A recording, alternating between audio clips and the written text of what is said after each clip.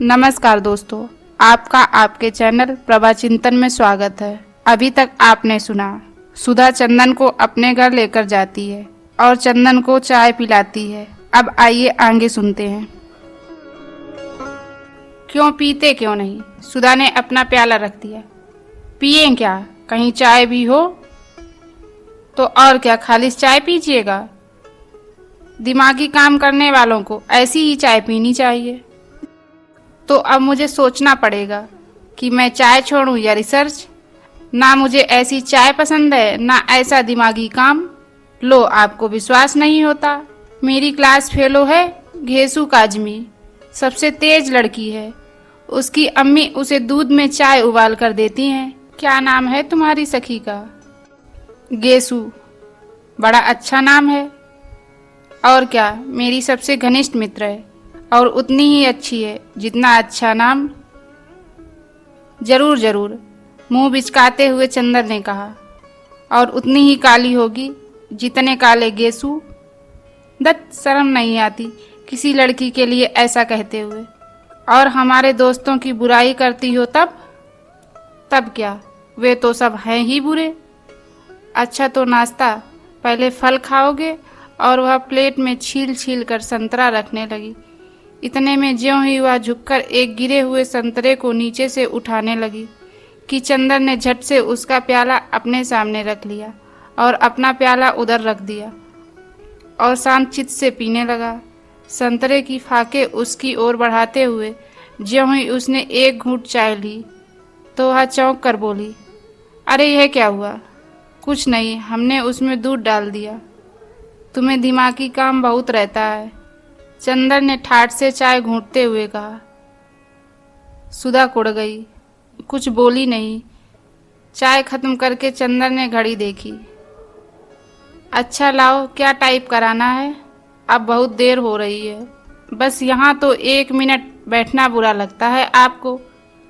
हम कहते हैं कि नाश्ते और खाने के वक्त आदमी को जल्दी नहीं करनी चाहिए। बैठिए ना। अरे तो तुम्हें कॉलेज की तैयारी नहीं करनी है? करनी क्यों नहीं है? आज तो गेसू को मोटर पर लेते हुए तब जाना है। तुम्हारी गेसू और कभी मोटर पर चढ़ी है?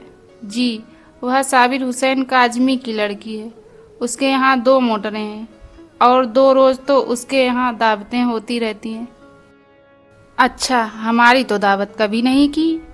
आहा, गेसू के यहाँ दावत खाएंगे? इसी मुंह से? जनाब, उसकी भी शादी तय हो गई है। अगले जाड़ों तक शायद हो भी जाए।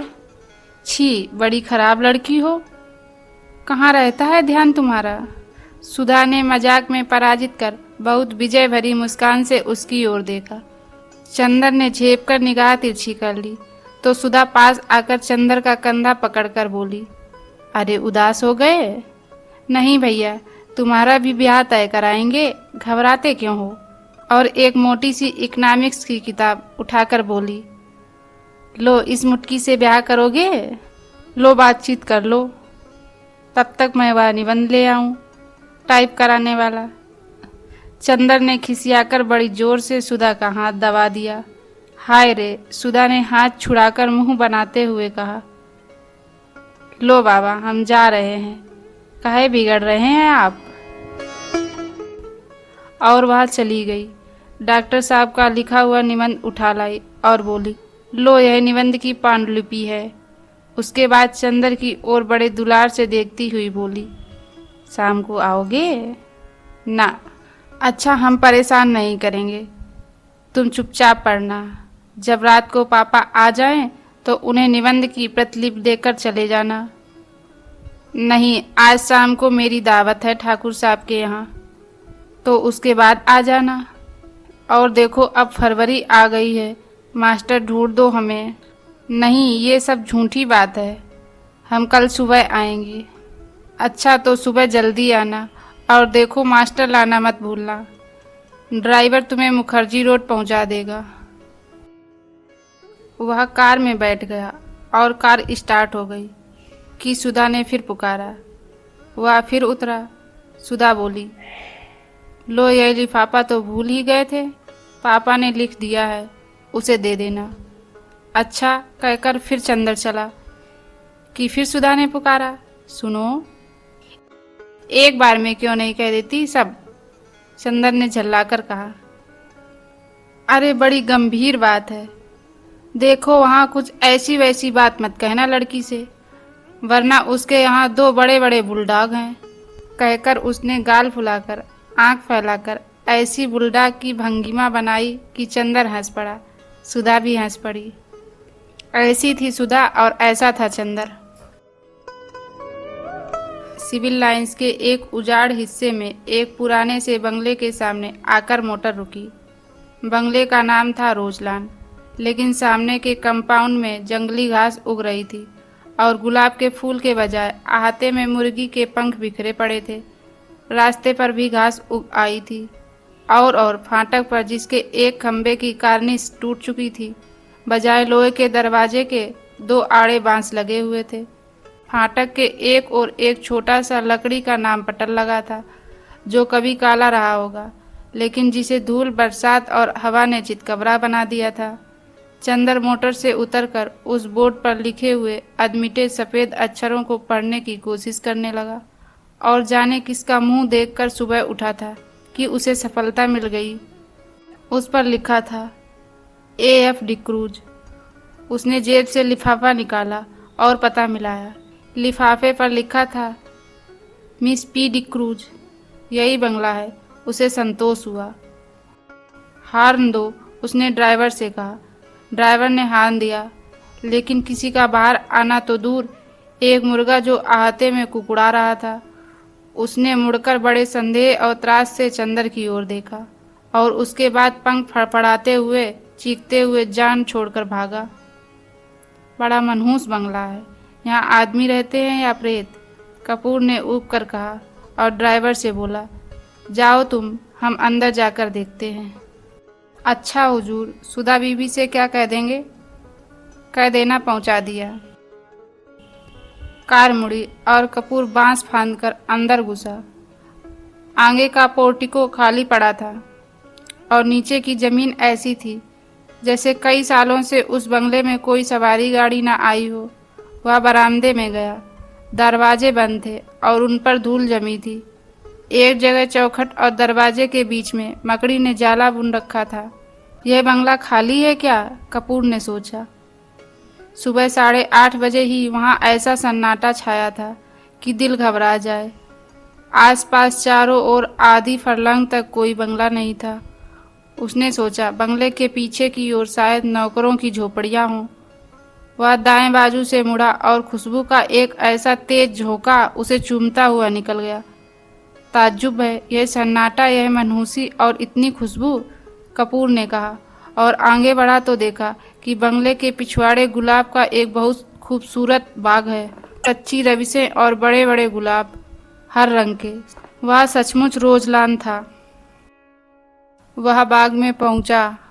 उधर से भी बंगले के दरवाजे बंद थे। उसने दरवाजा खटखटाया, लेकिन कोई जवाब नहीं मिला। वह बाग में घुसा कि शायद कोई माली काम कर रहा हो। बीच बीच में ऊंचे ऊंचे जंगली चमेली के झाड़ थे और कहीं कहीं लोहे की छड़ों के कटघरे। बेगमबेलिया भी फूल रही थी, लेकिन चारों ओर एक अजब सा सन्नाटा था और हर फूल पर किसी खामोशी के फरिश्ते की छाया थी। फूलों में रंग था, हवा में ताजगी थी, पेड़ों में हरियाली थी, झोंकों में खुशबू थी, लेकिन फिर भी सारा बाग एक ऐसे सितारों का गुलदस्ता लग रहा था जिनकी चमक, जिनकी रोशनी और जिनकी ऊंचाई लुट चुकी हो। लगता था जैसे बाग का मालिक मौसमी रंगीनी भूल चुका हो, क्योंकि नेस्टेशियम, स्वीटपी या फ्लाक्स कोई भी मौसमी फूल ना थे, सिर्फ गुलाब थे और जंगली चमेली थी और बेगमबेलिया थी जो सालों पहले बोए गए थे। उसके बाद उन्हीं की काट छाट पर बाग चल रहा था। बागवानी में कोई नवीनता और मौसम का उल्लास ना था। चंदर फूलों का बेहद शौकीन था। सुबह घूमने के लिए उसने दरिया किनारे के बजाय अल्फ्रेड पार्क चुना था, क्योंकि पानी की लहरों के बजाय उसे फूलों के बागों के रंग और सौरभ की लहरों से बेहद प्यार था। और दूसरा शौक था कि फूलों के पौधों के पास से गुजरते हुए हर फूल को समझने की कोशिश करना, अपनी नाजुक टहनियों पर मुस्कुराते हुए ये फूल जैसे अपने रंगों की बोली में आदमी से जिंदगी का जाने कौन सा राज कहना चाहते हैं। और ऐसा लगता है कि जैसे हर फूल के पास अपना व्यक्तिगत संदेश है, जिसे वह अपने दिल की पंखुड़ियों में आहिस्ते से सहेज कर रखे हुए है कि कोई सुनने वाला मिले और वह अपनी दास्तां कह जाए। पौधे की ऊपरी फुनगी पर मुस्कुराता हुआ आसमान की तरफ मुंह किए हुए यह गुलाब जो रात भर सितारों की मुस्कुराहट चुपचाप पीता रहा, यह अपने मोतियों पंखुड़ियों के ओंठों से जाने क्यों खिलखिलाता ही जा रहा है। जाने इसे कौन सा रहस्य मिल गया है। और वह एक नीचे वाली टहनी में आधा झुका हुआ गुलाब, झुकी हुई पलकों से पंखुड़ियों और दोहरे मखमली तार सी उसकी डंडी, यह गुलाब जाने क्यों उदास है। और यह दुबली पतली लंबी सी नाजुक कली जो बहुत सावधानी से हरा आंचल लपेटे है और प्रथम यात यौवन की तरह लाज में जो सिमटी तो सिमटी ही चली जा रही है, लेकिन जिसके यौवन की गुलाबी परतें हरे पर्दों में से झलकी ही पड़ती हैं। और फौरस के शहजादे जैसे शान से खिला हुआ पीला गुलाब, उस पीले गुलाब के पास आकर चंदर रुक गया और झुककर देखने लगा। कार्तिक पूर्णों के चांद से झरने वाले अमृत को पीने के लिए व्याकुल सुकुमार भावुक परी की फैली हुई अंजलि के बराबर बड़ा सा वह फूल जैसे रोशनी बिखेर रहा था। बेगम बेलिया के कुंज से छनकर आने वाली तोता पंखी धूप ने जैसे उस पर धान पान की तरह खुशनुमा हरियाली बिखेर दी थी। चंदर ने सोचा उसे तोड़ ले, लेकिन हिम्मत न पड़ी। वह झुका कि उसे सूंघ ले। सूंघने के इरादे से उसने हाथ बढ़ाया ही कि किसी ने पीछे से गरज कर कहा, Here you are, I have cut red-handed today। और उसके बाद किसी ने अपने दोनों हाथों में जकड़ लिया और उसकी गर्दन पर सवार हो गया। वह उछल पड़ा और अपने को छुड़ाने की कोशिश करने लगा। पहले तो वह कुछ समझ नहीं पाया। अजब रहस्यमय है यह बंगला। एक अव्यक्त भय और सिहरन में उसके हाथ पांव ढीले हो गए। उसने हिम्मत करके अपने एक हाथ को छुड़ा लिया और पीछे मुड़कर देखा तो एक बहुत कमजोर बीमार सा पीली आंखों वाला गोरा उसे पकड़े हुए था। चंदर के दूसरे हाथ को फिर पकड़ने की कोशिश करता हुआ वह हाँफता हुआ बोला, रोज रोज यहाँ से फूल गायब होते थे। मैं कहता था कौन ले जाता है। हो वह हाँफता जा रहा था। आज मैंने पकड़ लिया तुम्हें। रोज चुपके से चले जाते थे। वह चंदर को कसकर पकड़े था, लेकिन उस बीमार गोरे की सांस जैसे छूटी जा रही थी। चंदर ने उसे झटका देकर धकेल दिया और डांट कर बोला, क्या मतलब है तुम्हारा? पागल है क्या? खबरदार जो हाथ बढ़ाया, अभी ढेर कर दूंगा तुझे, गोरा सुअर। और उसने अपनी आस्तीनें चढ़ाई। वह धक्के से गिर गया था और धूल झाड़ते उठ बैठा और बड़ी ही रोनी आवाज में बोला, कितना जुल्म है। मेरे फूल भी चुरा ले गए और मुझे इतना भी हक नहीं कि मैं तुम्हें धमकाऊं। अब तुम मुझसे लड़ोगे? तुम जवान हो, मैं बूढ़ा हूँ। हाय रे। और सचमुच वह जैसे रोने लगा हो। चंदर ने उसका रोना देखा और उसका सारा गुस्सा हवा हो गया और हंसी रोक कर बोला, गलतफहमी है जनाब, मैं बहुत दूर रहता हूँ। मैं चिट्ठी लेकर मिस डिक्रूज से मिलने आया था। उसका रोना रुका नहीं। तुम बहाना बनाते हो और अगर मैं विश्वास नहीं करता तो तुम मारने की धमकी देते हो। अगर मैं कमजोर ना होता तो तुम्हें पीस कर खा जाता और तुम्हारी खोपड़ी कुचल कर फेंक देता, जैसे तुमने मेरे फूल फेंके होंगे। फिर तुमने गाली दी, मैं उठाकर तुम्हें अभी नाले में फेंक दूंगा। अरे बाप रे, दौड़ो, मुझे मार डाला। पापी, टामी, अरे दोनों कुत्ते मर गए। उसने डर के मारे चीखना शुरू किया। क्या है बेटी, क्यों चिल्ला रहे हो? बाथरूम के अंदर से किसी ने चिल्लाकर कहा। अरे मार डाला इसने, दौड़ो। झटके से बाथरूम का दरवाजा खुला। वेडिंग गाउन पहने हुए एक लड़की दौड़ती हुई आई और चंदर को देखकर रुक गई। क्या है? उसने डांट कर पूछा। कुछ नहीं, शायद पागल मालूम देता है। जवान सवाल कर बोलो। वह मेरा भाई है। ओहो, कोई भी हो? मैं मिस डिक्रूज से मिलने आया था। मैंने आवाज दी तो कोई नहीं बोला। मैं बाग में घूमने लगा। इतने में इसने मेरी गर्दन पकड़ ली।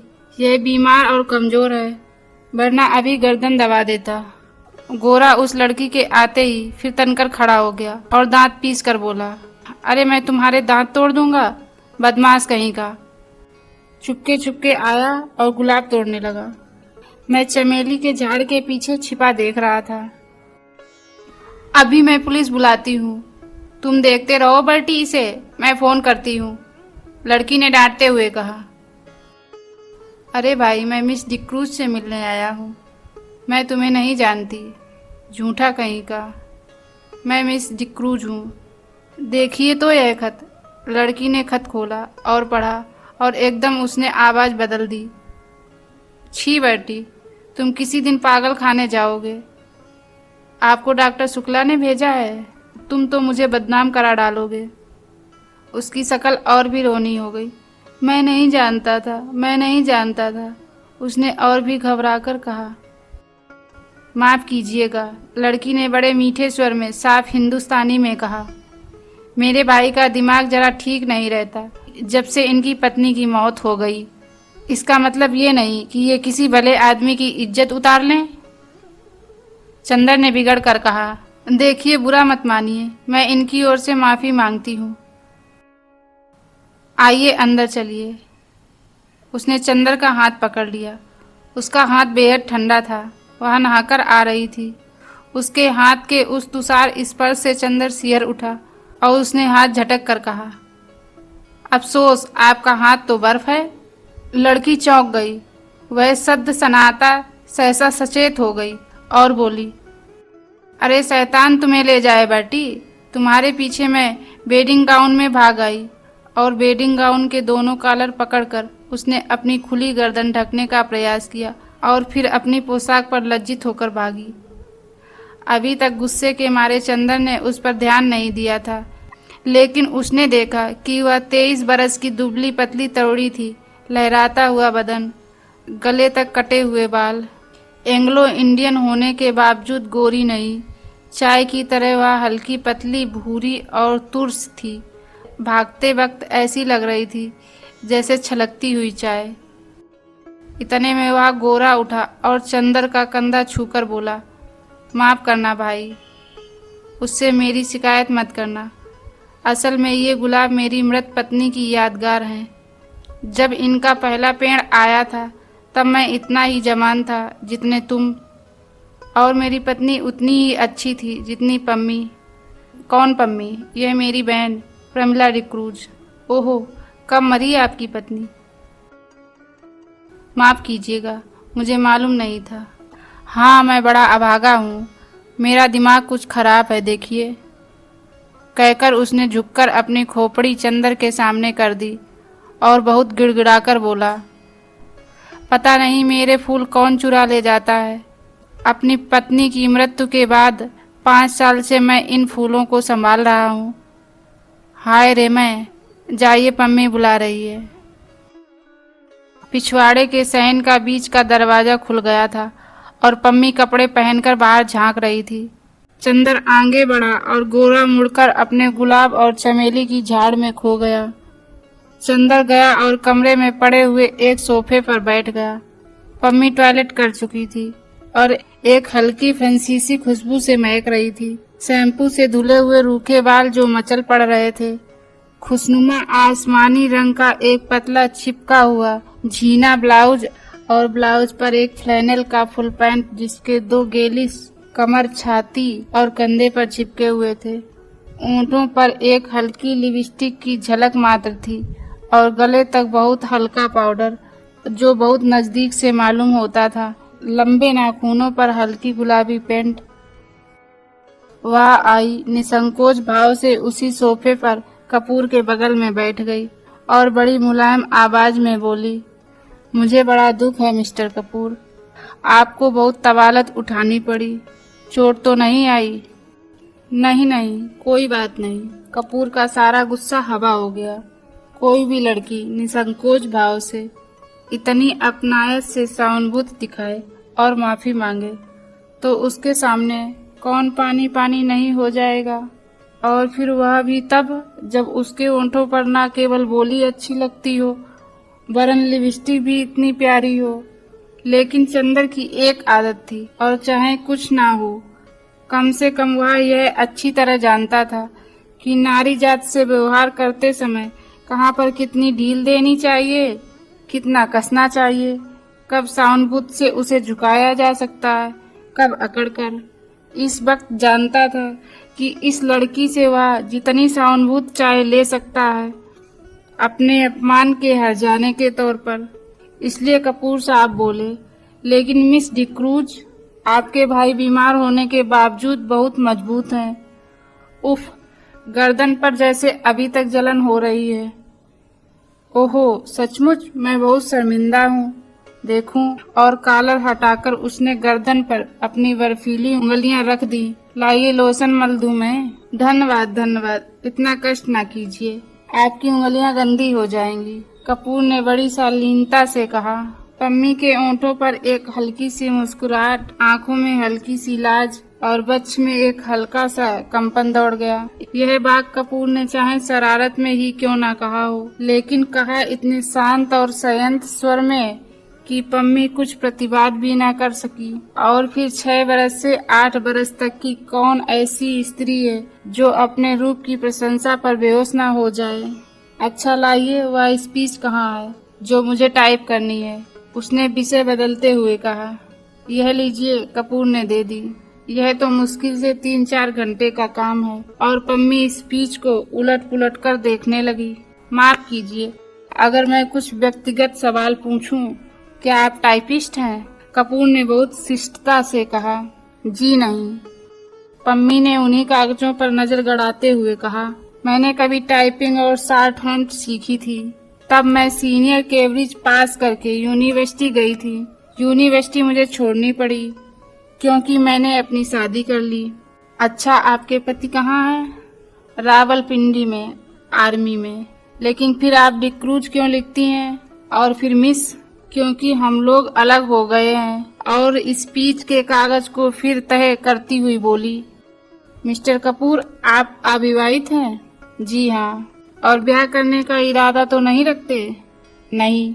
बहुत अच्छे, तब तो हम लोग में निभ जाएगी। मैं शादी से बहुत नफरत करती हूँ। शादी अपने को दिया जाने वाला सबसे बड़ा धोखा है। देखिए, ये मेरे भाई है ना, कैसे पीले और बीमार से हैं। ये पहले बड़े तंदुरुस्त और टेनिस में प्रांत के अच्छे खिलाड़ियों में से थे। एक बिसात की दुबली पतली भावुक लड़की से इन्होंने शादी कर ली और उसे बेहद प्यार करते थे। सुबह शाम, दोपहर रात, कभी उसे अलग नहीं होने देते थे। हनीमून के लिए उसे लेकर सिलोन गए थे। वह लड़की बहुत कला प्रिय थी, बहुत अच्छा नाचती थी, बहुत अच्छा गाती थी और खुद गीत लिखती थी। यह गुलाब का बाग उसी ने बनवाया था और इन्हीं के बीच में दोनों घंटों बैठकर गुजार देते थे। कुछ दिनों बाद दोनों में झगड़ा हुआ। क्लब में बाल डांस था और उस दिन वह लड़की बहुत अच्छी लग रही थी, बहुत अच्छी। डांस के वक्त इनका ध्यान डांस की तरफ कम था, अपनी पत्नी की तरफ ज्यादा। इन्होंने आवेश में उसकी अंगुलियां जोर से दबा दी। वह चीख पड़ी और सभी इन लोगों की तरफ देखकर हंस पड़े। वह घर आई और बहुत बिगड़ी। बोली, आप नाच रहे थे या टेनिस का मैच खेल रहे थे? मेरा हाथ था या टेनिस का रैकेट? इस बात पर बर्टी बिगड़ गया और उस दिन से जो इन लोगों में खटकी तो फिर कभी ना बनी। धीरे धीरे वह लड़की एक सार्जेंट को प्यार करने लगी। बर्टी को इतना सदमा हुआ कि वह बीमार पड़ गया, लेकिन बर्टी ने तलाक नहीं दिया, उस लड़की से कुछ कहा भी नहीं और उस लड़की ने सार्जेंट से प्यार जारी रखा। लेकिन बीमारी में बर्टी की बहुत सेवा की। बर्टी अच्छा हो गया। उसके बाद उसको एक बच्ची हुई और वह उसी में मर गई।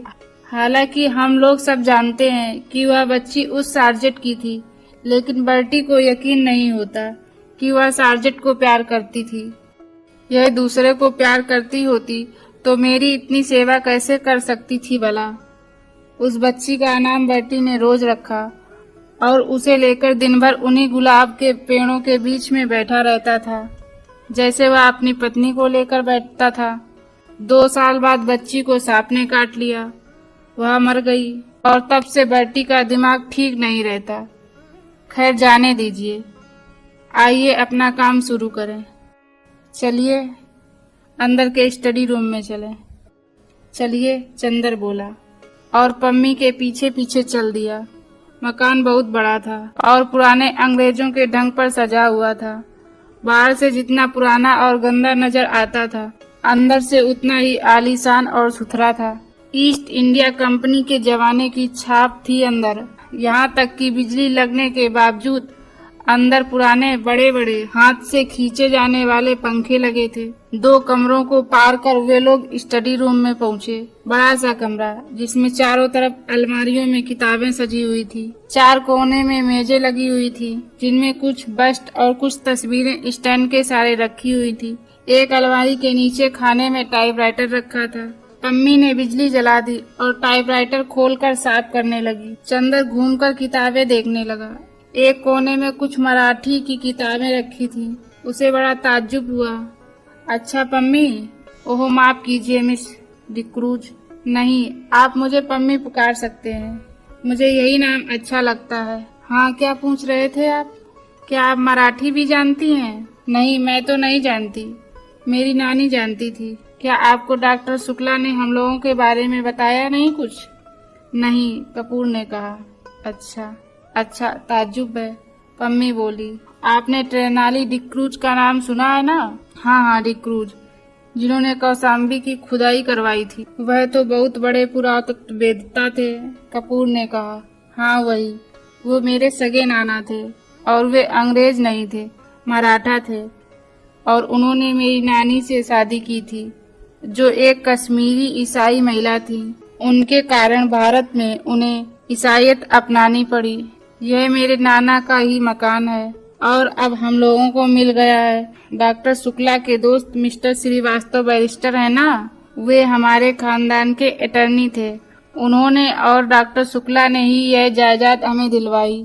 लीजिए, मशीन ठीक हो गई। उसने टाइपराइटर में कार्बन और कागज लगाकर कहा, लाइए निबंध। इसके बाद घंटे भर तक टाइपराइटर नहीं रुका। कपूर ने देखा कि यह लड़की जो व्यवहार में इतनी सरल और स्पष्ट है, फैशन में इतनी नाजुक और शौकीन है, काम करने में उतनी ही मेहनती और तेज है। उसकी अंगुलियां मशीन की तरह चल रही थी और तेज इतनी कि 1 घंटे में उसने लगभग आधी पांडुलिपि टाइप कर डाली थी। 1 घंटे के बाद उसने टाइपराइटर बंद कर दिया। बगल में बैठे हुए कपूर की ओर झुककर कहा, अब थोड़ी देर आराम। और अपनी अंगुलियां चटकाने के बाद वह कुर्सी खिसकाकर उठी और एक भरपूर अंगड़ाई ली। उसका अंग अंग धनुष की तरह झुक गया। उसके बाद कपूर के कंधे पर बेतकल्लुफी से हाथ रखकर बोली, क्यों, एक प्याला चाय मंगवाई जाए? मैं तो पी चुका हूँ, लेकिन मुझसे तो अब काम होने से रहा, अब बिना चाय के। पम्मी एक अल्लड़ बच्ची की तरह बोली और अंदर चली गई। कपूर ने टाइप किए हुए कागज उठाए और कलम निकालकर उनकी गलतियां सुधारने लगा। चाय पीकर थोड़ी देर में पम्मी वापस आई और बैठ गई। उसने एक सिगरेट केस कपूर के सामने किया। धन्यवाद, मैं सिगरेट नहीं पीता। अच्छा, ताज्जुब है, आपकी इजाजत हो तो मैं सिगरेट पी लूं? क्या आप सिगरेट पीती हैं? छी, पता नहीं क्यों औरतों का सिगरेट पीना मुझे बहुत ही नापसंद है। मेरी तो मजबूरी है मिस्टर कपूर, मैं यहाँ के समाज में मिलती जुलती नहीं।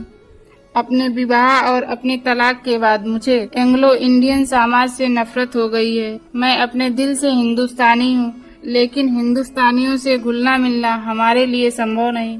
घर में अकेली रहती हूँ। सिगरेट और चाय से तबीयत बदल जाती है। किताबों का मुझे शौक नहीं। तलाक के बाद आपने पढ़ाई जारी क्यों नहीं रखी? कपूर ने पूछा। मैंने कहा ना कि किताबों का मुझे शौक नहीं बिल्कुल, पम्मी बोली, और मैं अपने को आदमियों में घुलने मिलने के लायक नहीं पाती। तलाक के बाद साल भर तक मैं अपने घर में बंद रही, मैं और बर्टी। सिर्फ बर्टी से बात करने का मौका मिला। बर्टी मेरा भाई, वह भी बीमार और बूढ़ा, कहीं कोई तकल्लुफ की गुंजाइश नहीं। अब मैं हर एक से तकल्लुफी से बात करती हूँ तो कुछ लोग मुझ पर हंसते हैं कुछ लोग मुझे सब समाज के लायक नहीं समझते, कुछ लोग उसका गलत मतलब निकालते हैं, इसलिए मैंने अपने आप को अपने बंगले में ही कैद कर लिया है। अब आप ही हैं। आज पहली बार मैंने आपको देखा, मैं समझी ही नहीं कि आपसे कितना दुराव रखना चाहिए। अगर आप भले मानस ना हो तो आप इसका गलत मतलब निकाल सकते हैं। अगर यही सही बात हो तो? कपूर हंसकर बोला, संभव है कि मैं भले मानस बनने के बजाय गलत मतलब निकालना ज्यादा पसंद करूं, तो संभव है मैं मजबूर होकर आपसे भी ना मिलूं। पम्मी गंभीरता से बोली, नहीं मिस डिक्रूज, नहीं, आप पम्मी कहिए, डिक्रूज नहीं।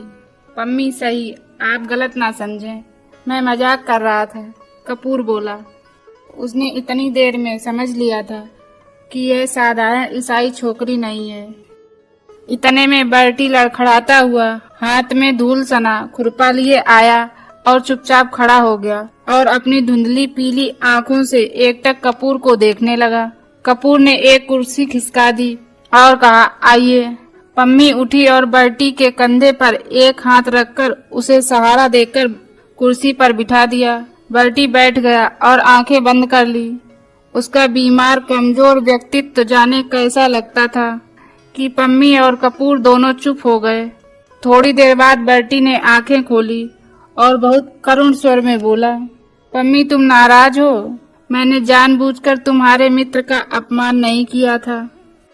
अरे नहीं, पम्मी ने उठकर बर्टी का माथा सहलाते हुए कहा, मैं तो भूल गई और कपूर भी भूल गए। अच्छा धन्यवाद। पम्मी अपना हाथ इधर लाओ।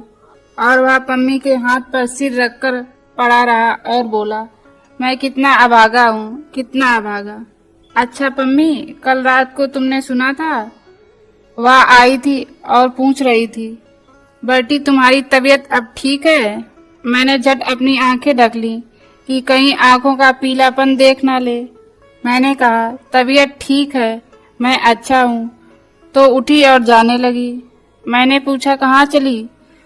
तो बोली, सार्जेंट के साथ जरा क्लब जा रही हूँ। तुमने सुना था पम्मी? कपूर स्तब्ध सा उन दोनों की ओर देख रहा था। पम्मी ने कपूर को आंख का इशारा करते हुए कहा, हाँ हमसे मिली थी वह, लेकिन बर्टी वह सार्जेंट के साथ नहीं गई थी। हाँ तब? बर्टी की आंखें चमक उठी और उसने उल्लास भरे स्वर में पूछा। वह बोली, बर्टी ये गुलाब सार्जेंट से ज्यादा प्यारे हैं। पम्मी बोली, अच्छा। मुस्कुराहट से बर्टी का चेहरा खिल उठा। उसकी पीली पीली आंखें और धस गईं और दांत बाहर झलकने लगे। क्या कहा उसने? फिर तो कहो। उसने कहा, ये गुलाब सार्जेंट से ज्यादा प्यारे हैं। फिर इन्हीं गुलाबों पर नाचती रही और सुबह होते ही इन्हीं गुलाबों में छिप गई। तुम्हें सुबह किसी फूल में तो नहीं मिली? तुम्हें तो किसी फूल में नहीं मिली? बर्टी ने बच्चों के से भोले विश्वास के स्वर में कपूर से पूछा। चंदा चौंक उठा। पम्मी और बर्टी की इन बातों पर उसका मन बेहद भर आया था। बर्टी की मुस्कुराहट पर उसकी नसें थरथरा उठी थी। नहीं, मैंने नहीं देखा था, चंदर ने कहा। बर्टी ने फिर मायूसी से सिर झुका लिया और आंखें बंद कर ली और कराहती हुई आवाज में बोला, जिस फूल में वह छिप गई थी उसी फूल को किसी ने चुरा लिया होगा। फिर सहसा वह तनकर खड़ा हो गया और पुचकारते हुए बोला, जाने कौन ये फूल चुराता है। अगर मुझे एक बार मिल जाए तो मैं उसका खून ऐसे पी लूं। उसने हाथ की अंगुली काटते हुए कहा और उठकर लड़खड़ाता हुआ चला गया। वातावरण इतना भारी हो गया था कि पम्मी और कपूर ने कोई बातें नहीं की। पम्मी ने चुपचाप टाइप करना शुरू किया और कपूर चुपचाप बर्टी की बातें सोचता रहा। घंटा भर बाद टाइपराइटर खामोश हुआ तो कपूर ने कहा, पम्मी, मैंने इतने लोग देखे हैं, उनमें शायद बर्टी सबसे विचित्र है और शायद सबसे दयनीय। पम्मी खामोश रही, फिर उसी लापरवाही से अंगड़ाई लेते हुए बोली, मुझे बर्टी की बातों पर जरा भी दया नहीं आती। मैं उसको दिलासा देती हूँ क्योंकि वह मेरा भाई है और बच्चों की तरह नासमझ और लाचार है। कपूर चौंक गया। वह पम्मी की ओर आश्चर्य से चुपचाप देखता रहा, कुछ बोला नहीं। क्यों? तुम्हें ताज्जुब क्यों होता है? पम्मी ने कुछ मुस्कुराकर कहा। लेकिन मैं सच कहती हूँ। वह बहुत गंभीर हो गई। मुझे जरा तरस नहीं आता इस पागलपन पर। क्षण भर चुप रही, फिर जैसे बहुत ही तेजी से बोली, तुम जानते हो उसके फूल कौन चुराता है? मैं उसके फूल तोड़कर फेंक देती हूँ। मुझे शादी से नफरत है। शादी के बाद होने वाली आपसी धोखेबाजी से नफरत है, और उस धोखेबाजी के बाद इस झूठ मूठ की यादगार और बेईमानी के पागलपन से नफरत है। और ये गुलाब के फूल, ये क्यों मूल्यवान है? इसलिए ना कि इसके साथ बर्टी की जिंदगी की इतनी बड़ी ट्रेजेडी गुथी हुई है। अगर एक फूल के खूबसूरत होने के लिए आदमी की जिंदगी में इतनी बड़ी ट्रेजेडी आना जरूरी है, तो लानत है उस फूल की खूबसूरती पर। मैं उससे नफरत करती हूँ, इसलिए मैं किताबों से नफरत करती हूँ। एक कहानी लिखने के लिए कितनी कहानियों की ट्रेजेडी बर्दाश्त करनी होती है। पम्मी चुप हो गई।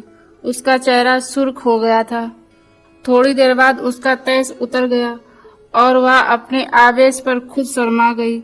उठकर वह कपूर के पास आई और उसके कंधों पर हाथ रखकर बोली, बर्टी से मत कहना, अच्छा? कपूर ने सिर हिलाकर स्वीकृति दी और कागज समेटकर खड़ा हुआ।